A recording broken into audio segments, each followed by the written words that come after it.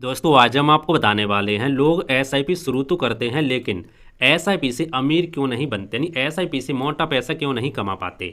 दोस्तों यदि आप म्यूचुअल फंड में एसआईपी के माध्यम से इन्वेस्ट करते हो या आप करने की सोच रहे हैं तो आपको इसके बारे में ज़रूर पता होना चाहिए। दोस्तों आज हम आपको 10 ऐसी गलती बताने वाले हैं जिन्हें आज के समय में लगभग 99% लोग करते हैं, जिसके कारण वो एसआईपी से कभी भी यहाँ पे अमीर नहीं बन सकते यानी मोटा पैसा नहीं कमा पाते। दोस्तों आज हम आपको इस टॉपिक के बारे में ए टू जेड जानकारी देने वाले हैं ताकि आपके सारे डाउट क्लियर हो सकें और आपके अच्छे से समझ में आ सके। तो आइए दोस्तों शुरू करते हैं आज की वीडियो और इस टॉपिक के बारे में स्टेप बाय स्टेप डिटेल्स में समझ लेते हैं कि वो कौन सी 10 गलतियां हैं जिन्हें यदि आप करते हैं तो आप भी एसआईपी से यहाँ पे अमीर नहीं बन सकते, मोटा पैसा नहीं कमा पाते, और जिन्हें यदि आप नहीं करते तो आप भी अच्छा खासा यहाँ पे एसआईपी से पैसा कमा सकते हैं। तो आइए दोस्तों एग्जाम्पल के माध्यम से डिटेल्स में बिल्कुल आसान भाषा हिंदी में समझ लेते हैं स्टेप बाय स्टेप।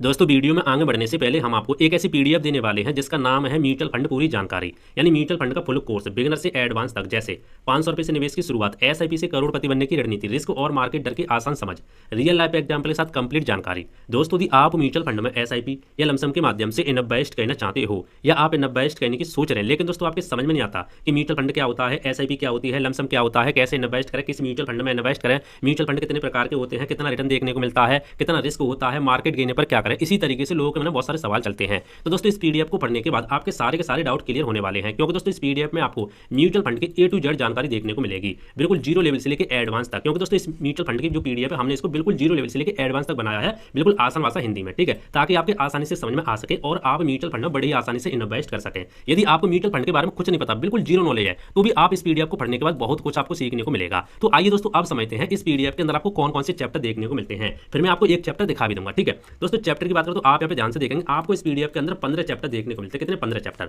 जैसे म्यूचुअल फंड क्या होता है, म्यूचुअल फंड कैसे काम करता है, म्यूचुअल फंड के प्रकार के बारे में, कितने प्रकार के होते हैं, कितना रिटर्न देखने को मिलता है, एसआईपी एंड लमसम क्या होता है, कैसे काम करता है, कैसे शुरू करें, म्यूचुअल फंड में रिस्क क्या होता है इसके बारे में यहाँ पे समझाया है, सही म्यूचुअल फंड कैसे चुने इसके बारे में, म्यूचुअल फंड रिटर्न कैसे काम करता है, उसके बाद एनएवी एक्सपेंस रेशियो और एक्सिट लोड क्या होता है, direct versus regular and growth versus IDCW क्या होता है उसके बारे में यहाँ पे एक्सप्लेन किया गया है। Mutual fund taxation, mutual fund में टैक्स कैसे लगता है, कैसे काम करता है, कैसे बचा सकते हैं उसके बारे में, म्यूचुअल फंड में कंपाउंडिंग का जादू, कंपाउंडिंग कैसे काम करता है, कितने साल में कितना पैसा बना सकता है उसके बारे में, म्यूचुअल फंड से रेगुलर इनकम एसडब्ल्यूपी इसके बारे में यहाँ पे समझा के रखा है। यहाँ पे आपको सारी जानकारी देखने को मिली। म्यूचुअल फंड कहाँ से खरीदे इसके बारे में, म्यूचुअल फंड एपीक्यू, यानी जो भी लोग क्वेश्चन पूछते हैं वो हमने सारे यहाँ पे क्वेश्चन लेके रखे हैं। उसके बाद जो हमारा लास्ट चैप्टर है वो कंक्लूजन एंड डिस्क्लेमर का, ठीक है। तो इस तरीके से आप 15 चैप्टर देखने को मिलते हैं, काफी बेस्ट पीडीएफ होने वाली है। दोस्तों इस पीडीएफ को पढ़ने के बाद आपको सारी की सारी जानकारी देखने को मिल जाएगी। अब दोस्तों बात करते हैं चैप्टर के बारे में कि हमने चैप्टर किस तरीके से यहाँ पे डिजाइन किया वो आप समझ लो। दोस्तों चैप्टर के बारे में बात करें आप यहाँ पे ध्यान से देखेंगे, जैसे पहला चैप्टर आपको देखने को मिलेगा म्यूचुअल फंड क्या होता है, तो आप यहाँ पे बिल्कुल यहाँ पे आसान भाषा में लिखा मिलेगा, मैं आपको जूम करके दिखाई दूं। जैसे दोस्तों आज के समय में हर कोई चाहता है कि पैसा सिर्फ कमाया ना जाए बल्कि पैसा बढ़ाया जाए, लेकिन प्रॉब्लम यह है कि शेयर मार्केट रिस्की लगता है, नॉलेज की कमी होती है, लॉस का डर लगता है,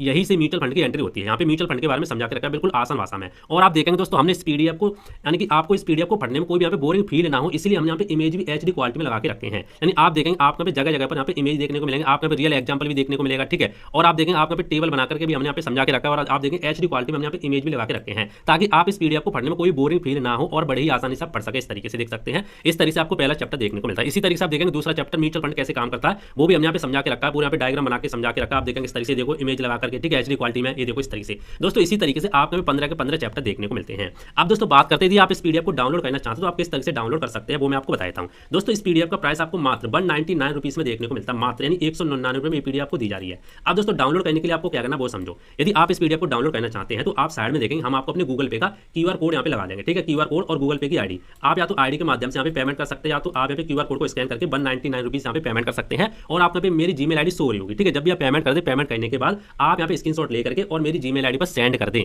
सेंड करने के बाद दोस्तों ये पीडीएफ मैं आपको भेज दूंगा उसी जीमेल आईडी पर, ठीक है। तो इस तरीके से आप इस पीडीएफ को डाउनलोड कर सकते हैं 199 रुपीस में ओनली। काफी कमाल की पीडीएफ है, एक बार आप इसको जरूर ट्राई करें। आइए दोस्तों अब वीडियो को शुरू करते हैं। दोस्तों गलती नंबर पहली, एसआईपी बहुत जल्दी बंद कर देते हैं। जी हाँ दोस्तों, सबसे बड़ी गलती यही मानी जाती है। बहुत से लोग 1 से 2 साल एसआईपी करते हैं, रिटर्न कम दिखता है, एसआईपी बंद कर देते हैं, जबकि दोस्तों कमाई 15 से 20 साल बाद यहाँ पे कंपाउंडिंग के माध्यम से होती है। आइए मैं आपको एक एग्जांपल के माध्यम से समझाता हूँ।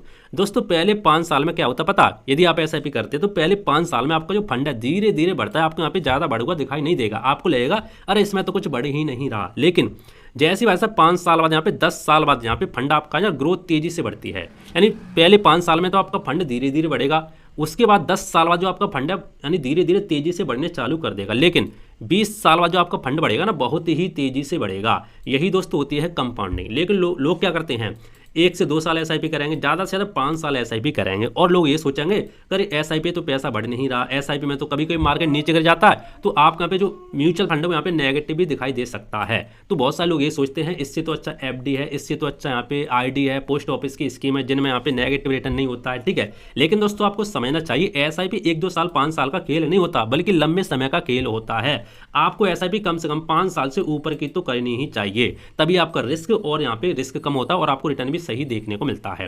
तो आपके समझ में आ गया होगा, आपको यहाँ पे 1-2-5 साल तक एसआईपी नहीं करनी है, बल्कि लंबे समय के लिए एसआईपी करनी है। ठीक है दोस्तों, दूसरी जो गलती होती है वो होती है मार्केट गिरते ही यहाँ पे लोग क्या करते हैं, मार्केट गिरते ही डर जाते हैं। ठीक है, और एसआईपी को बंद कर देते हैं, जबकि दोस्तों आपको ये गलती नहीं करनी चाहिए, इसका जस्ट उल्टा कहना चाहिए। जैसे जब शेयर बाजार गिरता है तो कई निवेशक यहाँ पे एसआईपी रोक देते हैं, या तो बंद कर देते हैं, या तो पैसा निकाल लेते हैं। उन्हें लगता है पैसा डूब जाएगा, म्यूचुअल फंड खराब है, उन्हें ये चीज लगती है। लेकिन असलियत में मार्केट गिरने पर एसआईपी सबसे ज्यादा यूनिट्स खरीदती है, और आपको लंबे समय वही जो यूनिट्स होते हैं काफी ज्यादा रिटर्न देते हैं। दोस्तों इस पर हमने एक प्रॉपर वीडियो बना के रखा था, और आपको एग्जाम्पल के माध्यम से समझा के रखा था कि मार्केट गिरने पर आपको एसआईपी बंद नहीं करनी चाहिए, बल्कि हो सके तो आप मान लो यदि 500 रुपए हर महीने एसआईपी करते तो हो सके आप अपनी एसआईपी का अमाउंट यहाँ पे डबल कर सकते हैं। अब आप बोलोगे डबल क्यों कर सकते हैं, तो आप उस वीडियो को जाकर देख सकते हैं, आपको कंप्लीट जानकारी देखने को मिल जाएगी। क्योंकि जब भी मार्केट गिरता है तो भैया आपके पे सस्ते यूनिट्स देखने को मिलते हैं, और वही यूनिट्स जब मार्केट रिकवर होता है, ठीक है, और रिकवर होना ही होना है मार्केट को, आप पिछले निफ्टी का 20 साल का डेटा उठा के देखेंगे तो आपको पता चल जाएगा। जब रिकवर होगा तो वही जो आपके यूनिट्स है काफी ज्यादा फायदा देखने को मिलते हैं। तो जब मार्केट गिरे तो आपको एसआईपी बंद नहीं करनी चाहिए, बल्कि हो सके तो आप अपनी एसआईपी का अमाउंट बढ़ा दें। यदि आपके पास पैसा नहीं तो आप जितनी एसआईपी करते हैं उतनी ही चलने दें। ठीक है, तो आपके समझ में आ गया होगा।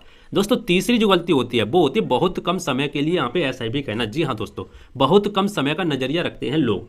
कई लोग सोचते हैं 2 साल में करोड़पति बन जाएंगे, 3 साल में यहाँ पे घर खरीद लेंगे, लेकिन वेल्थ क्रिएशन में एक लंबी प्रक्रिया लगती है। मैंने क्या बोला, देखो मैं आपको यहाँ पे एक चीज समझाऊं, एसआईपी के लिए जो आदर्श समय पता है 10 वर्ष, कम से कम 10 वर्ष तो यहाँ पे अच्छा माना जाता है, 15 वर्ष बहुत अच्छा माना जाता है, लेकिन 20 साल से ऊपर है तो बहुत शानदार माना जाता है। तो भैया कम से कम आपको 10 साल के लिए तो एसआईपी करनी ही चाहिए, कम से कम 5 साल से ऊपर, कम से कम 5 साल से ऊपर, तभी आपको अच्छा फायदा देखने को मिलता है। लेकिन लोग सोचते हैं 1 से 2 साल में या 5 साल में यहाँ पे करोड़पति बन जाएंगे, अच्छा खासा पैसा कमा लेंगे, तो भैया आप एसआईपी में मत आओ।